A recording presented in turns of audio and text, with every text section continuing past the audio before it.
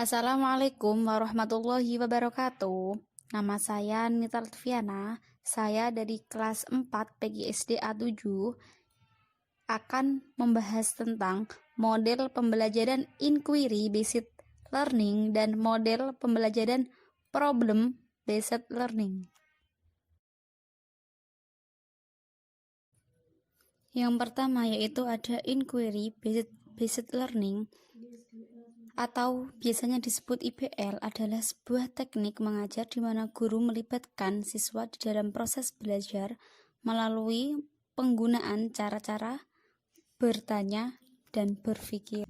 Yang selanjutnya yaitu langkah-langkah model pembelajaran inquiry based learning. Yang pertama yaitu ada tahap orientasi, yang kedua merumuskan masalah, yang ketiga merumuskan hipotesis, yang keempat yaitu tahap pengumpulan data, yang kelima menguji hipotesis, dan yang keenam yaitu menarik kesimpulan.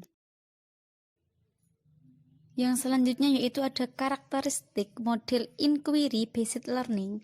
Yang pertama ada strategi inquiry menekankan kepada aktivitas siswa secara maksimal untuk mencari dan menemukan. Artinya, strategi inquiry menempatkan siswa sebagai subjek belajar. Yang kedua, seluruh aktivitas yang dilakukan siswa diarahkan untuk mencari dan menemukan jawabannya sendiri dari sesuatu yang dipertanyakan. Guru bukan sebagai sumber belajar, akan tetapi sebagai fasilitator dan motivator belajar siswa.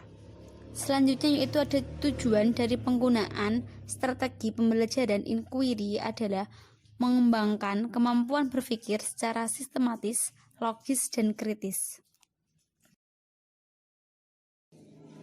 Selanjutnya yaitu ada kelebihan inquiry based learning menurut Rostia 2001 halaman 76 sampai 77.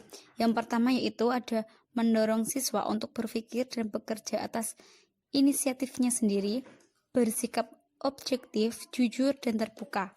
Yang kedua, dapat membentuk dan mengembangkan self-con pada diri siswa, sehingga siswa dapat mengerti tentang konsep dasar dan ide-ide lebih baik. Yang ketiga, memberi kepuasan yang bersifat intrinsik. Yang keempat, dapat mengembangkan bakat atau capaian individu. Yang kelima, memberi kebebasan siswa untuk belajar mandiri. Selanjutnya yaitu ada kekurangan inquiry based learning. Ada dua. Yang pertama, diharuskan adanya kesiapan mental pada siswa. Yang kedua, perlu adanya proses penyesuaian atau adaptasi dari metode tradisional ke pendekatan tersebut.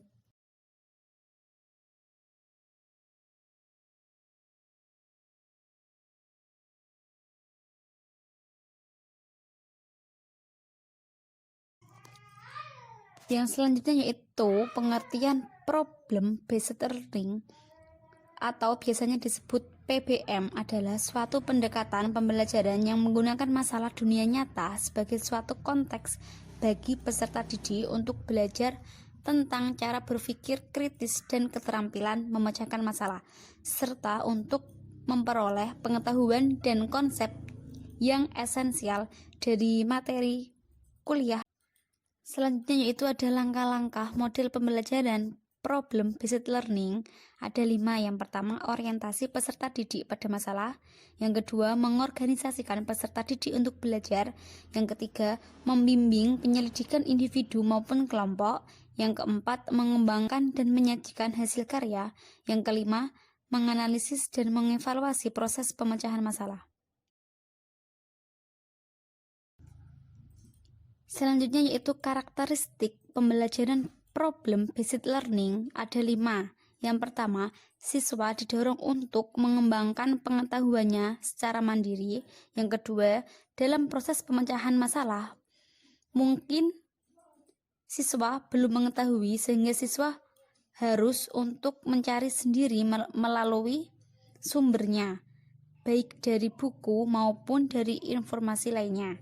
Yang ketiga, masalah yang disajikan kepada siswa adalah masalah yang otentik sehingga siswa mampu memahami masalah tersebut serta dapat menerapkannya dalam kehidupannya sehari-hari.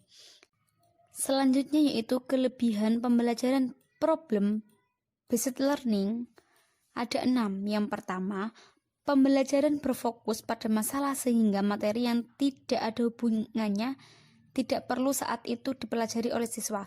Hal itu mengurangi beban siswa dengan menghafal atau menyimpan informasi.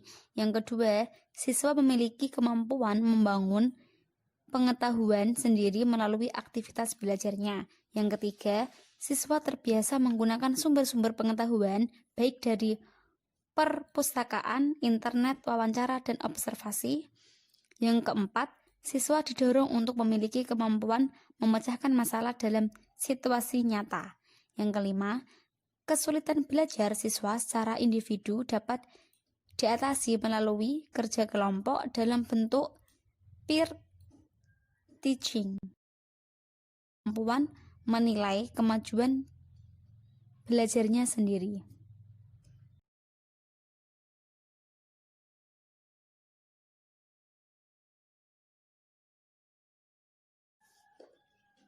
Yang selanjutnya yaitu ada kekurangan pembelajaran problem based learning.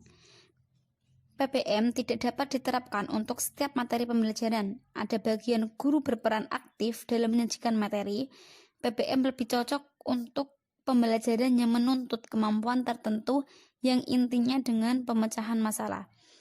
PPM kurang cocok untuk diterapkan di sekolah dasar karena masalah kemampuan bekerja dalam kelompok. PPM sangat cocok untuk mahasiswa perguruan tinggi atau paling tidak sekolah menengah. PPM biasanya membutuhkan waktu yang tidak sedikit sehingga dikhawatirkan tidak dapat menjangkau seluruh konten yang diharapkan walaupun PPM berfokus pada masalah bukan konten materinya. Yang selanjutnya yaitu membutuhkan kemampuan guru yang mampu mendorong kerja siswa dalam kelompok secara efektif. Artinya, guru harus memiliki kemampuan memotivasi siswa dengan baik. Persamaan IBL dan PBL. Yang pertama, pendekatan yang dipakai yaitu multidisipliner. Yang kedua, proses penilaiannya satu waktu, berpikir kritis, teknis dan sistematika pembelajarannya diarahkan guru. Konten pembelajaran yang diangkat yaitu masalah yang sudah ada. Selanjutnya yaitu perbedaan IBL dan PBL. IBL, rangkaian kegiatannya pembelajaran menekankan pada proses berpikir secara kritis dan analisis untuk mencapai dan menemukan sendiri jawabannya dari suatu masalah yang dipertanyakan. Sedangkan PBL yaitu suatu model pengajaran dengan pendekatan pembelajaran siswa pada masalah autentik. Masalah autentik dapat diartikan sebagai suatu masalah yang sering ditemukan siswa dalam kehidupan sehari-hari.